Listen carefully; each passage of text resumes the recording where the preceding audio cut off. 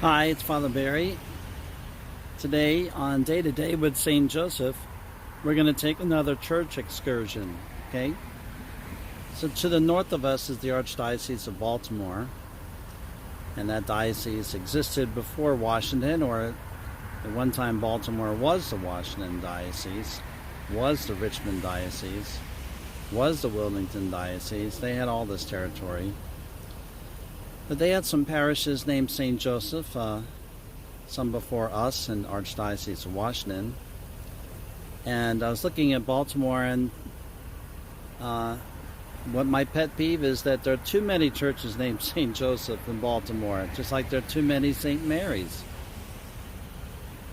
There's St. Joseph in Taneytown, there's St. Joseph in Ellerton, there's St. Joseph in Fullerton, there's St. Joseph in Odenton, there's St. Joseph in Emmitsburg, there's St. Joseph in Baltimore, and it just goes on and on.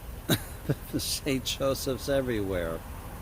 So anyway, one of the first ones was St. Joseph's in the city on the National Pike, which we call 144. You go to the Baltimore Beltway by 95, then you head west, you go past Route 1, and the next exit or two is 144. You take that, make a right, and about halfway into Baltimore, you will pass St. Joseph's Monastery. That's the name of the church. And I'm going to show it to you at night, because I happen to be passing it at night on the way home from an Orioles game. I took the back way home to find this church. Also in the neighborhood is Mount St. Joe's, a Catholic high school named after Joseph. Now I gave you the directions coming from the Beltway in West Baltimore, but I came from Camden Yards, coming from in the city out. And 10 days ago I went to the game. Okay, July 10th is when I'm making this tape, and the Orioles lost 8-3. However, they did give us this nice Hawaiian shirt. Okay, so when we lost the game, we got a shirt. The Orioles gave us the shirt off their back, knowing that we needed something to be encouraged by, because the team is losing almost all their games. Yes. So someone said, how was the game? And I said, well, the Orioles were in it. The Orioles were in it. And then they sang this Star Spangled Banner, and then it was downhill from there. They sing it when the game starts. So let's go out up the pike and get to where Mount St. Joe's is. On the west side of Baltimore, the old Frederick Road, Route 144. It's the site of various Catholic things named after Joseph. You have to get through the Irvington neighborhood after going past Mount Olivet and Franklin Town. You get up here to Mount St. Joe's, kind of going up on a hilly part of West Baltimore. And it's the site of a famous school. It's a high school. And this campus, the big football field, big gym, and this old building here.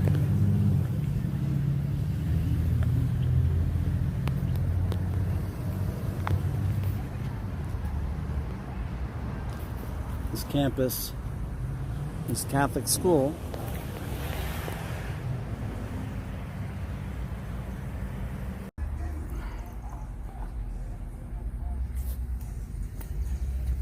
and in the middle 19th century, this is when this neighborhood started to come about, and St. Joseph's Parish got started. And it was the Passionate priest that started the parish. They were living up to their name. They were very passionate about their work for God, and they're spreading the faith here in West Baltimore as Baltimore grew westward on the old pike. St. Joseph Monastery Parish, even here at twilight, it's an impressive sight, even for several blocks away. You see that big church?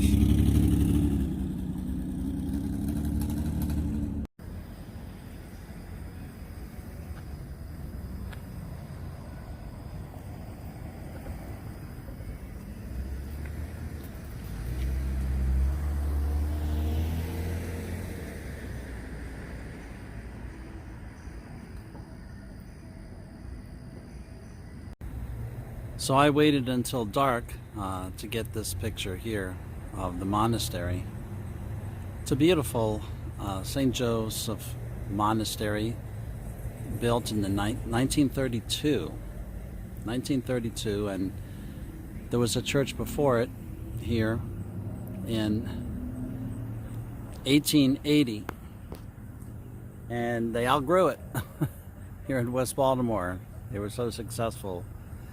They also had the Passionist Monastery, so a place for them to live. They built schools. They built a spiritual center. This was really a hot spot as Baltimore grew westward out to this direction here.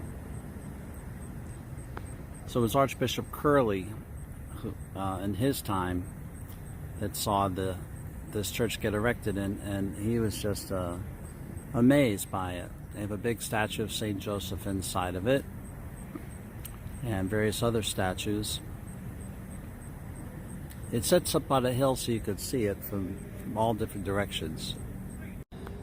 These rose windows, usually 3 of them in a church, are just a classic design for a church.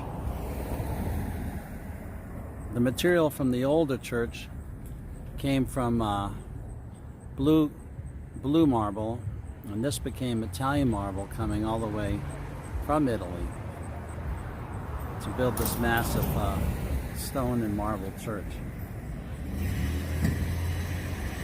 It's a little busy here on this side of the road, a little busy. They have a security guard working here at night who's just checking me out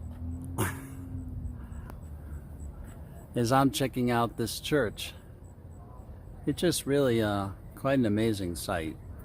I'd never heard of this church before, and I can't believe I've missed it, because I've driven down 144 into Baltimore in this direction before. But I guess I was busy listening to the radio.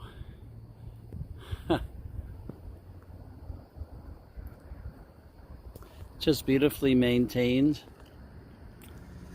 So I was looking on their website. They have outreaches to the community. It's now an archdiocese parish instead of Passionist.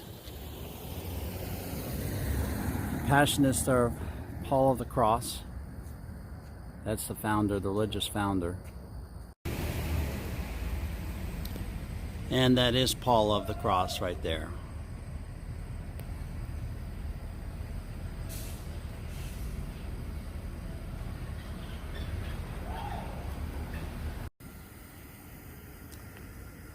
The Paul of the Cross order had been started really in the 1700s, and so in the 1800s they found themselves as missionary priests here, preaching on the Passion of the Christ.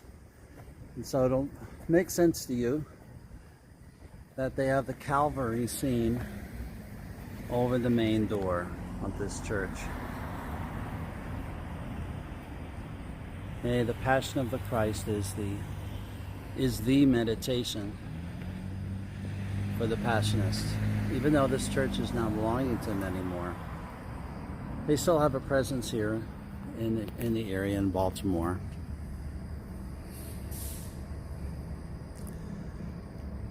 I'm going to step back and show the immensity of it again.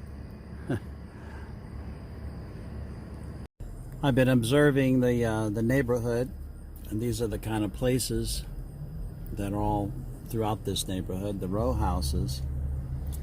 And I haven't seen any statues of Our Lady, on any of the porches. And I just wonder if any of these people go to this church right across the street from them. In the old days, this neighborhood was very Catholic, and educating a lot of people, and even helping pay for people's education. And now I wonder about the people here just across the street. And I guess I could wonder about the people across the street from me in my little quadrant of Greencastle and Old Columbia Pike. How many people are going to Mass that can walk right, close by in the neighborhood, or within sight, or within sound of the church, of its bells. Do people walk to the church? Do they take pride in this neighborhood church? This is the neighborhood called St. Joseph's, and there's a wondrous park called St. Joseph's nearby. But the neighborhood, from my look at things, the liquor stores are very crowded. People are walking around with liquor in bags and also just open bottles, and it's pretty quiet in the neighborhood, with nobody really out on the steps talking. And a lot of these apartments are air conditioned with units in the windows, so they don't have the modern conveniences.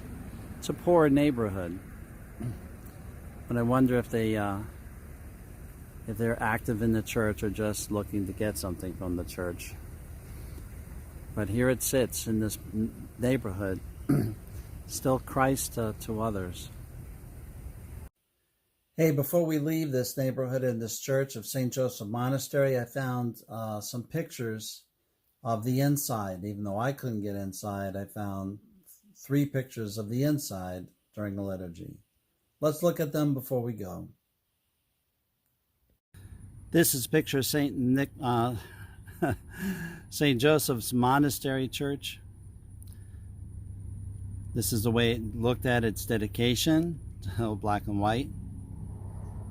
You see the row houses that I had filmed in my modern shot of it outside. Inside, this is really what it looks like. You can see how grand and big it is. This is from the balcony. And this is on a day where it was full for Christmas. And then another shot of the same.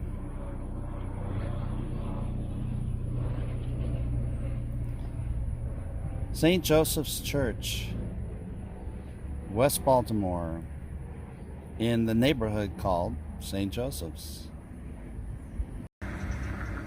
Now, I might describe this neighborhood as a little rundown, but they do have Paradise Plaza, Paradise Shopping Center, and they have Paradise Grocery, pretty good, Paradise Barbershop, and then you can go over and eat in the Paradise Cafe. Not so bad, huh? Every neighborhood can be a good neighborhood. What the people make of it, and the heart of Christians in it.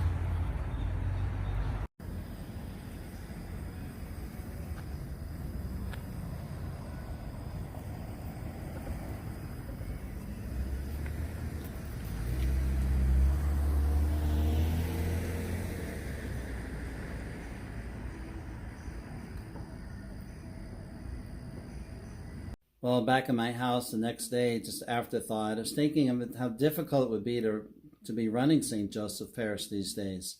It's a very big plant, very big place, but with less money, less people than it used to be when it was this thriving faith community. Started in the 1860s, still there. A difficult neighborhood now. I didn't see any police presence, which was, a sign of the times now. They've been backing off. I had saw the security team for Mount St. Joe's. They wouldn't let me on the campus, even though I was a priest. And the parish too had a security team watching over things. They used to have a lot of religious helping them with the Catholic schools, and they used to have a lot of support. Now it's they're doing their best in that community to be able working with less. But they still have St. Joseph. St. Joseph help out in that community in West Baltimore and the people that go to that church.